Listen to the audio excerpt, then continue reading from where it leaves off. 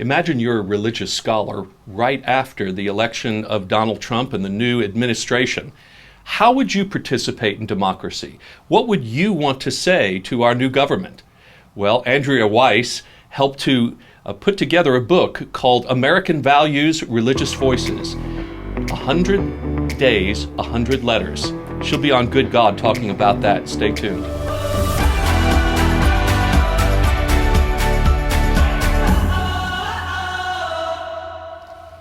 Welcome to Good God, conversations that matter about faith and public life.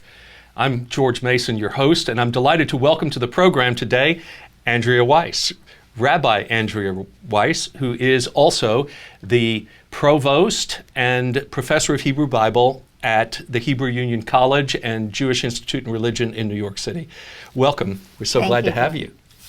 Now, really, what I would like to do is show everyone and tell those who are listening about this book that you have produced as the co-editor. It's called American Values, Religious Voices, 100 Days, 100 Letters.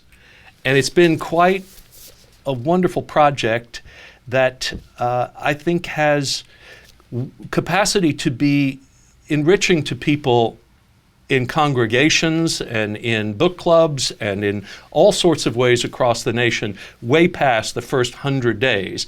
But when we talk about 100 days and 100 letters, tell everybody about the background of how this came to be, Andrea. Sure. Thank you for inviting me to share this project. So this is a project that came about, the idea first started percolating in the first days following the 2016 presidential election. Mm-hmm. And I thought about a couple of forces went in to lead to this idea. So one is my own observation during the campaign that it felt like a lot of the core American values that I had always taken for granted, religious liberty, justice, equality, truth, kindness, and decency, were called into question, and the foundations, the ideological foundations of our country no longer seemed as secure as I've sensed, as I had always felt they were. And it occurred to me that a lot of those core values are connected to our different religious traditions and rooted in our different religious scriptures. And in my work at the Hebrew Union College Jewish Institute of Religion, I'm a professor of Bible. And in the days following the election, actually the Thursday after the election, so 2 days after the election, I was scheduled to teach a class. I teach a team teacher class called Teaching Bible to Adults. And my lesson for that day was on the biblical concept of an eye for an eye, tooth for a tooth. Oh. And it felt like really the wrong lesson in the wrong spirit for that day. And so my co-teacher, Rabbi Lisa Grant, and I decided that we would scrap the lesson plan and instead share with our students. These are students who are studying to become Reform rabbis, cantors, and Jewish educators. And we would just share with them the religious texts that we were turning to on that day, given everything that had unfolded that week after the election. And at the end of the class, I said to my students, this is why what they're doing matters and why the hard work that they're putting in studying the Bible is important, so that they can access the wisdom and the riches of our Jewish tradition for themselves and for those they serve, particularly at a time when people are seeking wisdom and guidance and hope from our religious traditions. And those ideas kind of coalesced, and while walking my dog one day in the days following the election, I thought, what if we could get 100 scholars of religion from all across the country, all different religions, and if each could write one letter that we could send to Washington for the first 100 days of the Trump administration that would articulate some of our core American values and the way that they're connected to our different religious traditions. So I had that idea, and I walked down the street to my neighbor, Mark Smith, who's a Bible scholar at Princeton Theological Seminary. And I knocked on his door, and I shared with him the idea, and Mark Smith said to me, I think it's a good idea, and I'll help you. Mm-hmm. So with that support and encouragement, the Sunday after the election, I was at the Hebrew Union College in New York where we had a symposium. And I made my way to our president, Rabbi Aaron Pankin of blessed memory, and I shared with him my idea. And he said, let me think about it. And he came back the next day. I asked him if he would provide financial backing. I wasn't sure what it would cost. I actually had no clue, but I figured we would need a student intern. Someone would help me send the letters. I'd probably need a website. So I need some kind of money. And I asked him if he would support it. And for Rabbi Pankin, a big hallmark of his presidency was the idea of thought leadership. the idea that as scholars of religion, we had something to say. Those of us who are studying these ancient texts, they actually have something to speak to, their way to speak to our contemporary issues. So he thought about it, and the next day he said, I'll come back and support it. So I had encouragement, I had the financial backing, and I then reached out to my friend Lisa Weinberger, who is a graphic designer. She runs a graphic design and branding firm called Masters Group Design in Philadelphia. And I sent her a long email explaining the idea, and I didn't have any clue what I was asking of her. I wasn't even on social media at the time. I thought we would need a website. I wasn't sure what else. And I asked for her help and sent her a long email. And the next day, she wrote me back and she said, I'm in. Wow. And so we end up with this beautiful book, and she has illustrated it, and it is beautifully done in the colors of red, white, and blue. Yeah. I think we should, easily see that as a kind of a patriotic gift. That comes from the religious community. But it's probably important to let people know that while it originated within your tradition and reflections about what Judaism has to offer in this, the people who wrote this, of the 100, it's quite a diverse group, actually. Absolutely. So another piece of the putting together of the project was less than 2 weeks after the election. I was in San Antonio, Texas, for the Association of the Society of Biblical Literature, American Academy of Religion. And I went with a notebook, and I just started pitching my ideas to anyone, because I'm a Hebrew Bible scholar at a Jewish seminary. I have a pretty limited network, and I just started reaching out to people, asking them what do they think of the idea, would they be interested in writing it, who else would they know who might want to be involved in the project. And I came back, and then I got an advisory committee together, and we started sending out invitations. And that's how we were able to get a very broad collection of letter writers. And it took us, we started sending the letters out in early December, and we had till January 20th, which was day one of the campaign. So we had about 50 days to get 100 letter writers, and it took those full 50 days and about 180 invitations, and finally we got 100 letter writers. And of course, 100 days is a sort of typical first 100 days of an administration, so it makes sense that you were trying to help establish something in the mindset of our new government, right? That these are the ways that we should be thinking about how to connect the role of government and what is the DNA of this country with respect to values and our religious contribution to them. Right?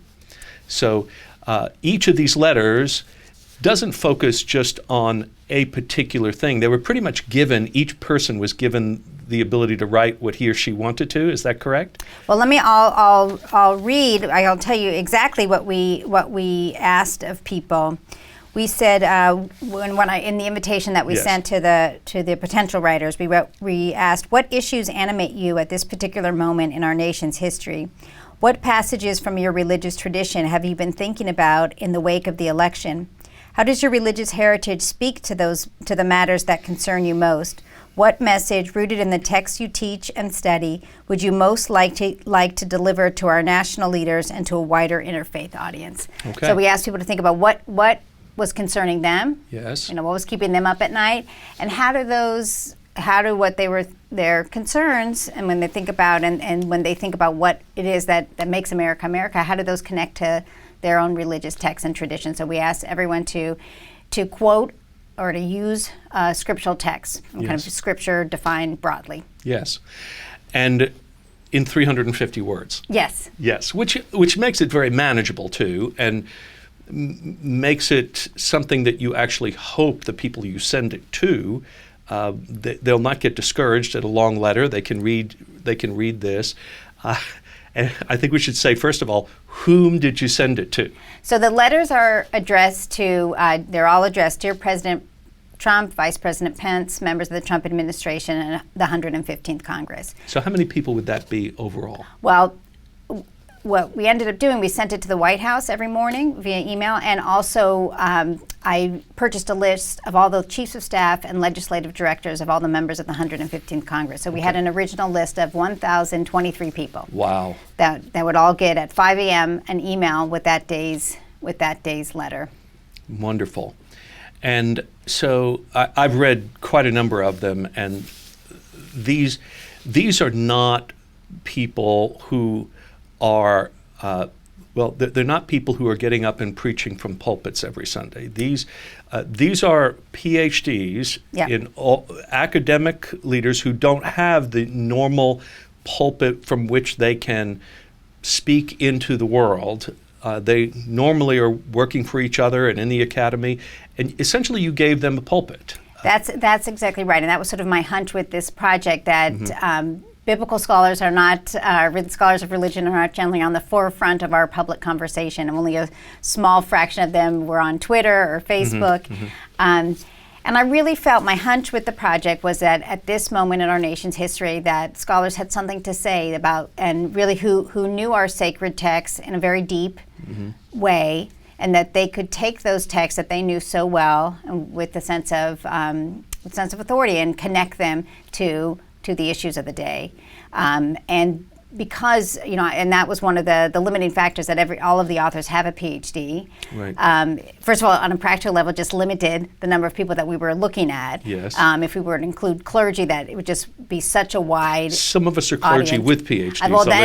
And a lot of people in the book too. Yes. Okay. So are dual, myself included. Right. So Yes. so that's helped us kind of figure out who we were going to turn to Right. look for wisdom. Good.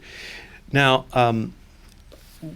we are in a moment, though, and since November of 2016, when there's a lot of conversation about the cultural polarization that happens around kind of the populist movement that's happening on the one hand, and they're feeling that somehow they have been dismissed by the educated elites of society.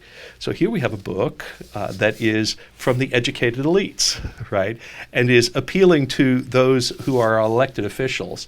And yet the tone and spirit of it is attempting, it seems to me, as I read it, to actually try to take account of the fact that we are one people as a nation and are not supposed to be creating these divisions.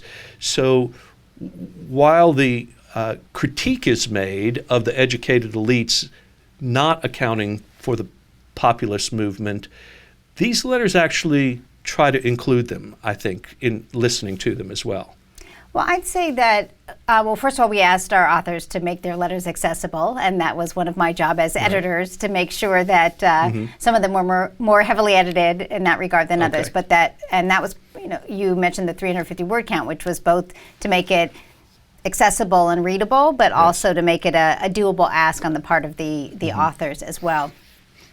The other reason the 350 word limit was important was because I physically printed out 2 copies of every letters, one addressed directly to President Trump and one to Vice President Pence. So it literally had to fit on a page. On a website, you could go as long as you wanted. Right. But and for the book too, they had to fit on a page.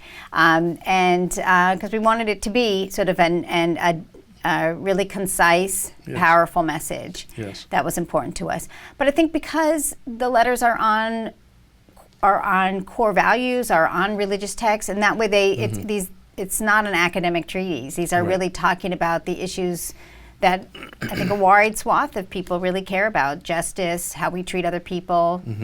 Those are just some of the the many values: inclusivity, pluralism, etc. So they're speaking about shared, what's our common good? Yes. Hope, love. Right. Things that you would think would be non-objectionable, right? That when you read these, you wouldn't have a sense that, oh, this is a partisan sort of letter. It's driving toward what we have in common as much as possible, and obviously not everyone will agree with everything, but it seems that regardless of where the person came from in their religious tradition or their political philosophy, there is an attempt to deepen the connection to the American values that we share. Right. Yeah. So when we come back from the break, I'd like for us to share one of these letters and talk a little more about some of the most common themes that come out of them. So thanks for being with us on Good God. We'll be back in just a moment. Thank you for continuing to tune in to Good God.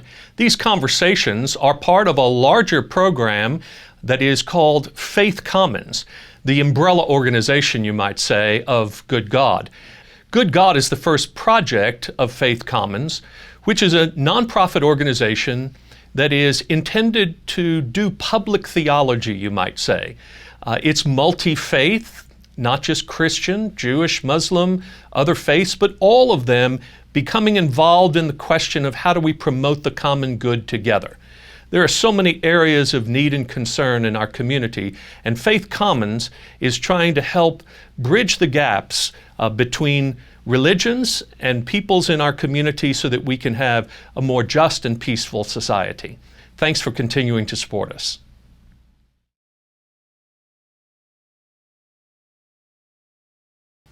We're back with Andrea Weiss, who has co-edited this beautiful volume of 100 Days, 100 Letters that is called American Values, Religious Voices.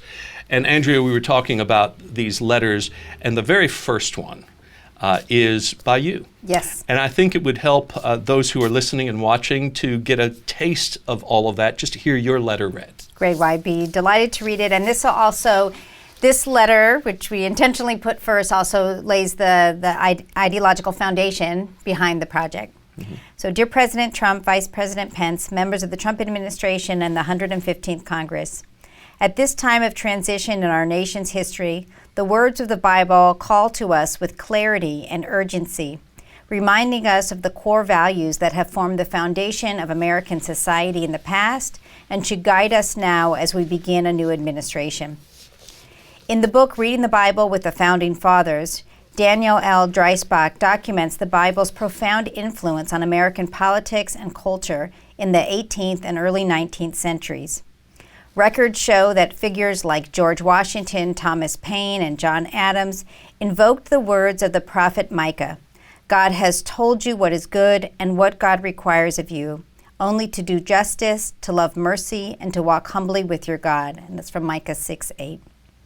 Explaining the popularity of this frequently quoted verse, Dreisbach writes, a commonplace belief among the founding generation was that both individual and collective righteousness were prerequisites for divine favor and vital to the success of the American political experiment. They believed that a self-governing people must have an internal moral compass that would encourage individual citizens and the broader society to behave in a controlled, disciplined manner. That's the end of the quote. Mm-hmm. The message of Micah 6:8 echoes throughout the Hebrew Bible, teaching us of what it means to do justice and love mercy. The book of Exodus commands, you shall not wrong or oppress a stranger, for you were strangers in the land of Egypt. You shall not mistreat any widow or orphan. That's from Exodus 22:20-21. Again and again, the Bible insists that we safeguard the most vulnerable individuals in our midst and treat them with dignity and empathy. The prophets voice this expectation loud and clear, as when Isaiah instructs, cease to do evil, learn to do good, devote yourself to justice, aid the wrong, uphold the rights of the orphan, defend the cause of the widow. That's from Isaiah 1:16-17. Still today, in the early 21st century, these ancient biblical teachings about justice and mercy should dictate how we act and determine the policies we enact. Together, let us work to preserve and make manifest the values upon which our democracy was founded. Well, there are a lot of themes in that are relevant now, even especially 2 years after the fact, aren't there? Especially this language about doing justice and loving mercy, the welcoming of the stranger as we continue to wrestle with our southern border and mm-hmm. different understandings of how we ought to be addressing that and also voicing what we think about the people who are coming and how we behave as a welcoming nation or not, as a matter of fact. So you've sent all of these letters. How do you feel about their effect? Well, in terms of, I respond two ways. So the question that people always want to ask about the project is, did anyone in Washington respond? And we sent 100 letters to over 1,000 people. And every day at 5 a.m. every morning. Right. And I heard from one person in Washington. One person responded. Yeah, the chief of staff for Republican Congressman Randy Holmgren, who engaged me a few times in her response to the letters. And in the end, and it was a great dialogue. And in fact, with the letter writer who she had questioned and raised some issues with one of the letters. And so I sent her comments to the letter writer. He responded and he said, if only we could have this kind of dialogue, if this was the norm, that kind of back and forth, explain what you mean. And at the end she said, keep the letters coming. They give us a sense of the country that we want to live in and help us sort of give this sense of what our country is really all about. So it was a case of quality, not quantity. Well, okay, let's just stop right there at this point, and maybe we could practice a little religious lament, huh? That we have a government that is supposed to represent us and invite our civic participation. And when we do, we hear nothing in response from them. I mean, especially this enormous goodwill effort of trying to communicate things that effectively are prayerful homages, and yet crickets. I mean, just no response. And, to be fair, one letter from a Republican chief of staff doesn't make it partisan or in any sense. I mean, no Democrats responded. And of all the other Republicans who had at that time dominated Congress, no response, nothing from the White House. My goodness, frustrating, huh? It was, but on the other hand, we were, my design partner Lisa Weinberg and myself, we were really heartened by the tremendous amount of feedback that we were getting from the readers. So we knew that thousands of people, we had subscribers, over 2,000 people subscribed to the campaign. We knew that through Twitter, Facebook, Instagram, we had tremendous number of followers, and people were reading the letters, and people were writing to us to share with us what the letters meant as those 100 days unfolded. So really, I think that's an important thing to add to this, that they weren't merely directed toward the people that you were hoping would read them, to whom they were addressed. They were also being overheard. They were being read by people who cared about this exercise in democracy, this exercise in religious free speech. That really, what you're saying is the byproduct of this effort was to reinforce what kind of country we want to be, what values we want to hold up highest, that sort of thing, right?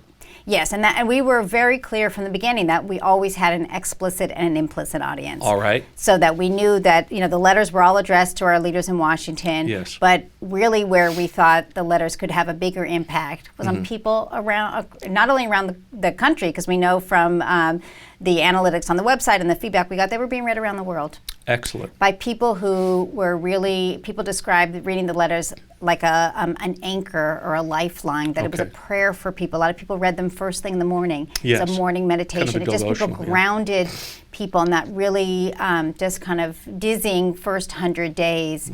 And it was very reaffirming for people. A number of readers told me that it made them feel like they were not alone. Yes. So this sense of camaraderie, especially in an election that revealed in a sense how siloed we are all, that the letters allowed us to connect with people who are very different from us. Yes. But to see the commonality, that we had shared values, shared teachings, and that was very reaffirming for people. Okay, so when we think about the American experiment, the nation that we are, one of the things that we used to learn about us, right, is that we were really a unique offering to the world, that we formed a nation on different bases from other nations.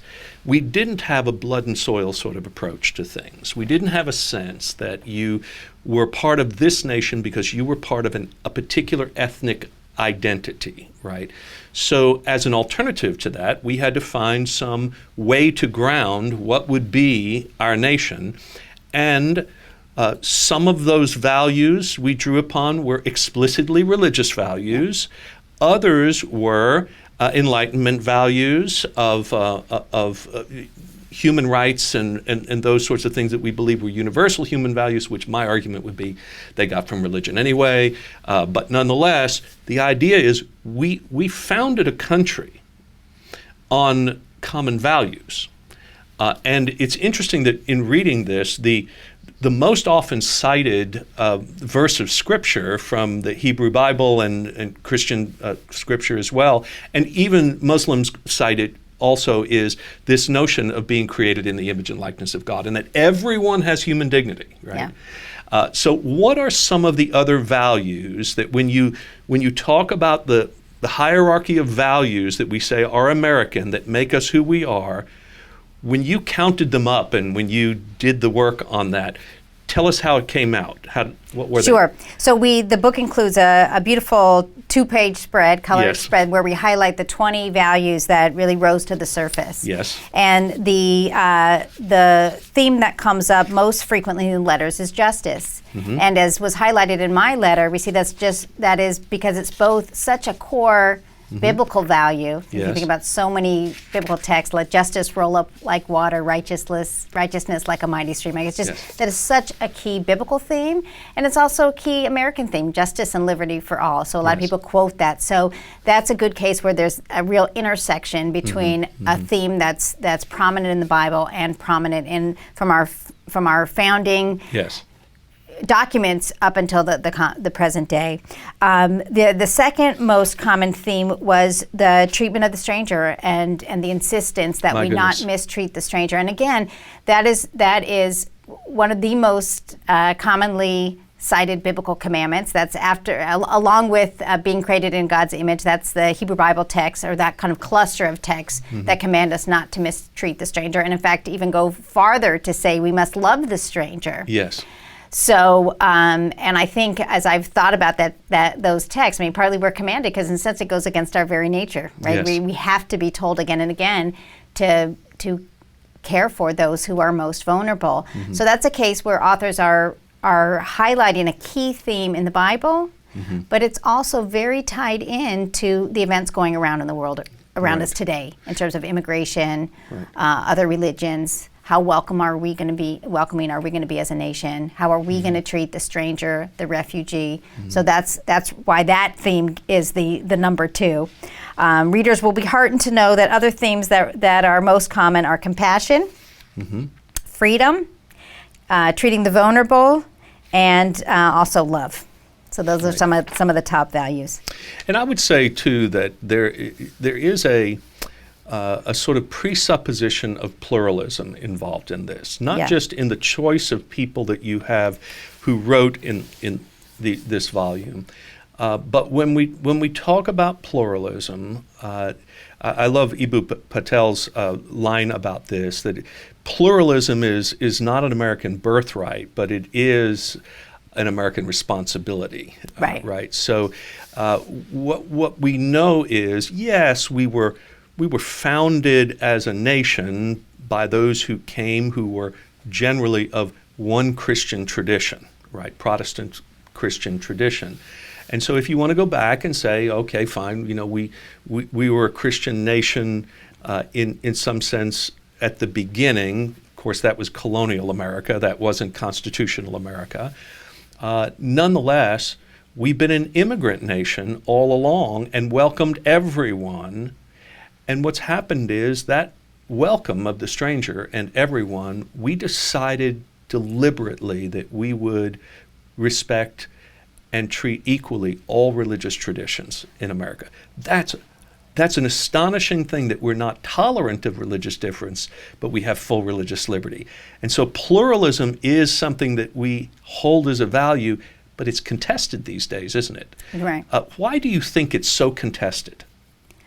Well, I think it gets a lot to issues of immigration Yes. and who are we allowing in. There's a great letter by Judith Plaskow who talks about some of the same biblical verses we've talked about treatment of the stranger. And she makes the argument that except for Native Americans, all Americans at some point Right. were immigrants. And Yes. so, and she raises a question, what if we take our own personal experiences, whether it's our immediate experience of having been strangers to this strange land, Yes. or as part of our family history, and we need to recognize that, and that should influence the policies that we enact, how we treat the stranger. We need to recognize that we too at one point were strangers. We're a week away from the holiday of Passover where we say Avadim Hayinu. We were slaves in the land of Egypt. Yes. And it's that the whole idea of the Passover Seder is to make that mythic history part of our own in a Yes. way that will influence how we act in the world day in and day out. That to constantly, every year, and as we reread the biblical text as well, because that refrain, for you were strangers in the land of Egypt,